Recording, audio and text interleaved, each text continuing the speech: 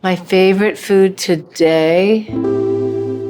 I think the first time I had some Pringles was when I came to this country when I was just 4. I used to beg my mother to buy them for me, and she made exceptions once in a while because she wanted me to enjoy normal American things. I can take down a whole can with no problem. I would always pack little grape tomatoes for my daughter when she was going to school or going to the park. For me, tomatoes really bring the idea of home, of family. Out of this came a children's book that I did called Tomatoes for Neela. And I think it's really important that children know where their food comes from, but also have an active hand in making their own food. Krishna's favorite food right now is actually a Korean tofu and pork dish called sundubu. And I was shocked. I was hoping it'd be lentils and rice, but it's not.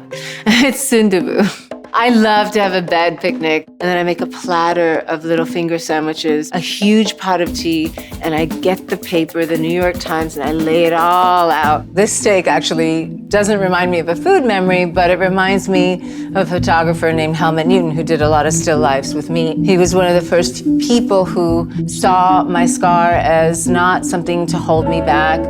He saw it as a beautiful thing. He saw it as something that made me distinct. Food police calling.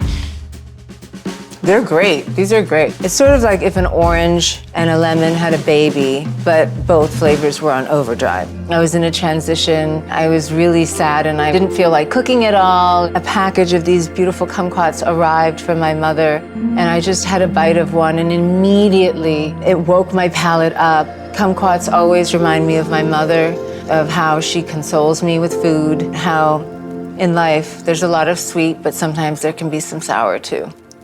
Offal. Offal is awful. I love condiments. Whoever bottled this and gave it to every restaurant, thank you, because this is way better than ketchup.